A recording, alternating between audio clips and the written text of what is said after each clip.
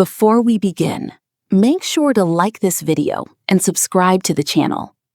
Today's story is filled with mystery, family secrets, and a shocking truth that remained hidden for more than 30 years. Let's begin. When Richard Hawthorne died, nobody expected a surprise. At 82 years old, the billionaire businessman had lived a long and successful life. He owned hotels, office buildings, private investments worth hundreds of millions of dollars. Most people assumed his wealth would be divided among his family. After all, he had 3 children, 7 grandchildren, and several relatives who had spent years waiting for their inheritance. Everyone expected the reading of the will to be routine. They were wrong. Very wrong. The conference room of the law firm was packed. Richard's family sat around a large mahogany table. His eldest son, Michael, looked confident. For years, he had managed parts of the family business. His younger sister, Victoria, sat beside him. Across from them were cousins, grandchildren, and several close family friends. Everyone waited patiently. At exactly 10 a.m., attorney David Reynolds entered carrying a thick folder. The room became silent. David adjusted his glasses. "Thank you all for coming." Nobody smiled. Everyone knew why they were there. The attorney opened the folder. "As you know, Mr. Hawthorne prepared detailed instructions regarding his estate." Several family members leaned forward. The estate was estimated to be worth nearly $400 million.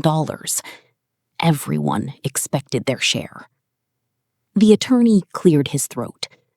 Then he read the sentence that changed everything. "To my children, I leave my love, my memories, and $1 each." The room froze. Nobody moved.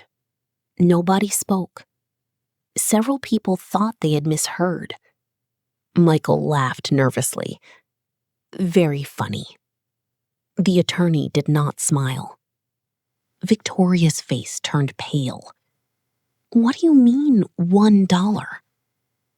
David continued reading. "The remainder of my estate, including all properties, investments, bank accounts, and business holdings, shall be transferred to one individual." The tension became unbearable. Everyone expected to hear a family member's name. Instead, David spoke 3 words.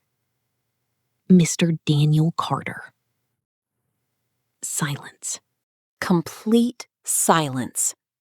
People looked around the room, confused. Who was Daniel Carter? The name meant nothing. Nobody in the family recognized it. Not a single person. Michael stood up immediately. "There has to be some mistake." "There is no mistake." "Who the hell is Daniel Carter?" The attorney remained calm. "Mr. Carter was personally chosen by Richard Hawthorne." Victoria slammed her hand on the table. "Chosen for what?" David slowly turned a page. "He is the sole beneficiary." Several family members began shouting. One cousin accused the attorney of fraud. Another demanded a copy of the will. Someone threatened legal action. But the attorney simply waited. When the room finally settled down, he added one final detail. "Mr. Carter has been informed and is expected to arrive shortly." That only made things worse. The family couldn't believe what they were hearing.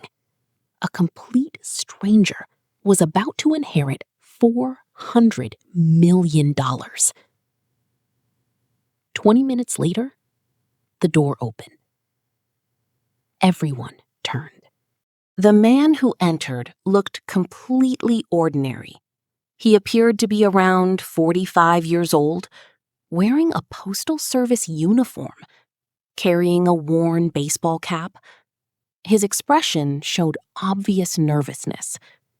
This was Daniel Carter, a mailman, the future owner of the Hawthorne fortune. The room exploded. "What is this? Who are you? How do you know Richard?" Questions came from every direction. Daniel looked overwhelmed. "I don't know what's happening." Nobody believed him. Michael stepped closer. "You expect us to believe you inherited $400 million and don't know why?"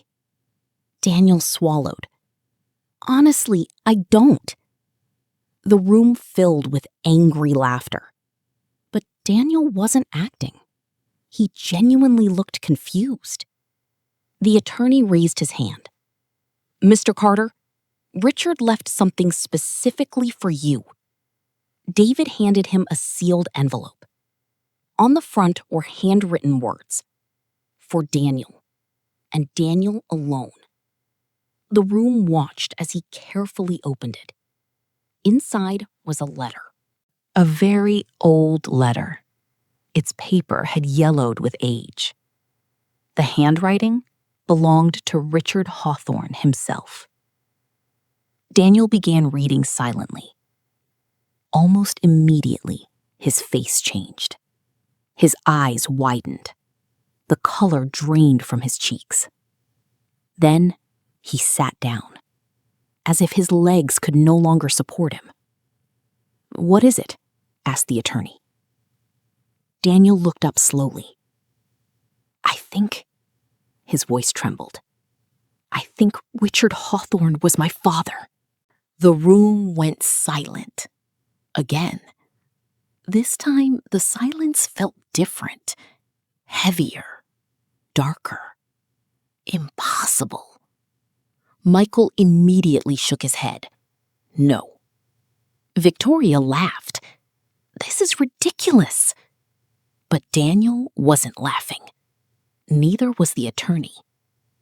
David removed another document from the folder. Richard anticipated this reaction. He placed several papers on the table. DNA test results, private investigator reports, birth records, photographs. The evidence was overwhelming. Daniel Carter was Richard Hawthorne's biological son, a son nobody knew existed. For decades, Richard had kept the secret hidden. Even his closest relatives never suspected the truth. According to the documents, Richard had a relationship with a woman named Sarah Carter long before his marriage. When Sarah became pregnant, Richard was young, ambitious, and determined to build his empire. He promised to support her. Then, he disappeared. Years passed. Sarah raised Daniel alone. Richard never publicly acknowledged him, never visited, never became part of his life. At least that was what everyone believed. But the next discovery would reveal an even deeper mystery. Because Richard had been secretly watching Daniel for decades, without Daniel ever knowing. If you're enjoying this story so far, don't forget to like the video and subscribe. The truth behind Richard's fortune becomes even more shocking. Let's continue. Inside the folder were hundreds of photographs. Daniel as a child, Daniel at school, Daniel graduating, Daniel getting married, Daniel delivering mail. Every stage of his life had been documented. Someone had been watching him for nearly 40 years. Daniel stared at the photographs. Many had clearly been taken from a distance. Some showed moments even he barely remembered. Why would he do this? Nobody had an answer. But Richard's letter did. The next page contained a confession nobody expected, and one that would change everything. to be continued. Before we continue, don't forget to subscribe and leave a like. The secret Richard Hawthorne spent decades hiding is about to be revealed. Daniel's hands trembled as he held the letter. The room watched him carefully. For the first time, nobody was shouting. Nobody was angry. They wanted answers. The same answers Daniel wanted. He unfolded the next page. Richard's words were written in careful handwriting. Daniel, if you are reading this, then I am gone. There are things I should have told you many years ago. Things I was too afraid to admit. For most of my life, I believed money could solve every problem. I was wrong. The greatest mistake of my life was abandoning you and your mother. Daniel swallowed hard. His eyes never left the page. The room remained silent. Richard continued. When I was young, I wanted success more than anything else. I convinced myself that I would return one day, that once I became successful, I could fix everything. But the years passed. The business grew. My wealth increased. And every year, it became harder to face what I had done. Victoria crossed her arms. Michael stared at the table. Neither looked comfortable. Because for the first time, they were hearing a version of their father they had never known. The letter continued. I watched your life from a distance. Not because I was proud of it, because I was ashamed. Every time I wanted to approach you, I remembered that I had already failed you once. I told myself you were better off without me. Daniel felt tears forming. The words sounded sincere, painfully sincere. Then came the first major revelation. Richard had secretly paid for Daniel's education. Not directly, through anonymous scholarships. When Daniel's mother became ill, Richard secretly covered her medical bills. When Daniel lost his first home during a financial crisis, an anonymous investor purchased the mortgage and reduced the payments. Every major turning point in Daniel's life contained an invisible hand. Richard's hand. Yet Daniel never knew. The room became restless. Some family members exchanged uncomfortable glances.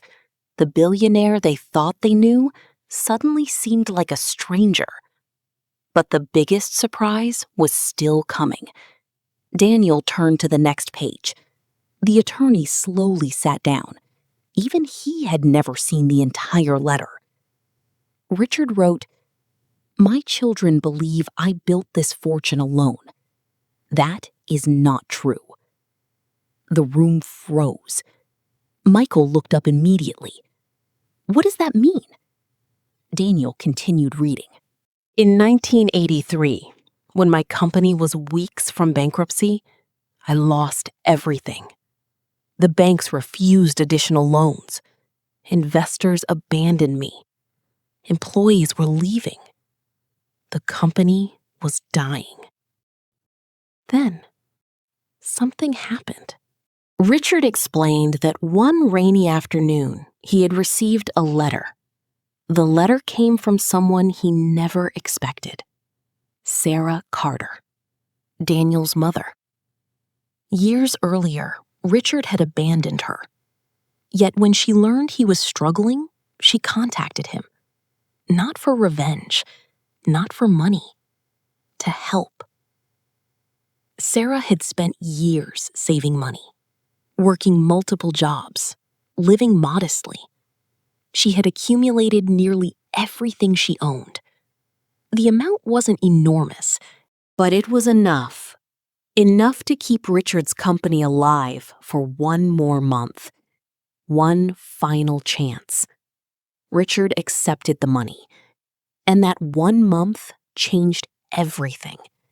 A major contract arrived. Investors returned. The business survived. Eventually, it became worth hundreds of millions. The room was completely silent now, because everyone understood what Richard was saying. Without Sarah Carter, there would have been no fortune, no empire, no inheritance, nothing. Michael stood up. "This is ridiculous." Nobody responded, because deep down, everyone knew it wasn't. The attorney opened another folder. Inside were copies of old financial records, bank transfers, loan agreements, letters. Everything Richard described was true. Sarah Carter's money had saved the company. The evidence was undeniable. Daniel sat motionless. He remembered his mother working late nights, taking extra shifts, skipping meals. He remembered growing up in a tiny apartment. Secondhand clothes, old furniture, constant financial struggles. Now he understood why. His mother had sacrificed everything, not for herself, not even for Richard. She had done it because she believed people deserved second chances, even people who hurt her. If this story is touching you so far, make sure to like the video and subscribe to the channel. The final part contains a twist nobody in that room expected. Daniel continued reading. The final pages had been sealed separately. Richard labeled them, "Only after everyone hears the truth." Daniel opened them carefully. His heart pounded. "My family believes I left everything to you because you are my son. That is only part of the reason. The real reason is much larger." Several relatives leaned forward. "For decades, I watched my children fight over money, argue about ownership, compete for influence. I hoped they would eventually value family more than wealth. Instead, wealth became the center of their lives." Michael's face turned red. Victoria looked away. Richard continued. "I tested them many times. I created charitable foundations, offered opportunities to help others, asked them to support causes with no financial reward. Most refused. Then came the line nobody expected. Meanwhile, Daniel spent 40 years helping strangers every single day. The room fell silent. Richard described hiring private investigators, not to spy on Daniel's mistakes, to understand his character. What they discovered amazed him. Daniel regularly paid grocery bills for elderly customers on his mail route. He helped veterans complete paperwork. He delivered supplies during storms without being asked. He volunteered at shelters, donated blood dozens of times, mentored struggling teenagers, and never told anyone. Richard wrote, "He became the man I should have been." Daniel lowered the letter. Tears rolled down his cheeks. For the first time in his life, someone had recognized all the small acts of kindness nobody else noticed. The final paragraph read, "I am not leaving my fortune to the son I abandoned. I am leaving it to the man he became, despite me." Nobody spoke. Nobody moved. The room remained silent for nearly a full minute. Even Michael had nothing to say. Even Victoria. Because no legal argument could erase those words. Months later, the courts upheld the will. Daniel inherited the entire estate. $400 million. But what happened next shocked the world. Daniel didn't keep most of it. Instead, he created scholarships, hospitals, veterans programs, housing projects, community centers, charities across the country. Within 5 years, more than half the fortune had been invested into helping others. Reporters eventually asked him why. His answer became famous. "My mother spent her life giving people second chances," he smiled. "And one of those second chances created this fortune." Years later, a bronze plaque was placed outside the largest children's hospital Daniel funded. The plaque didn't mention Richard Hawthorne. It didn't mention money. It mentioned only one name: Sarah Carter. The woman whose sacrifice changed countless lives. The woman who gave away everything she had and unknowingly created a legacy that would help generations of strangers. Thank you for watching. If you enjoyed this story, don't forget to like, subscribe, and turn on notifications. Because sometimes the greatest fortunes aren't measured by money. They're measured by the lives we change.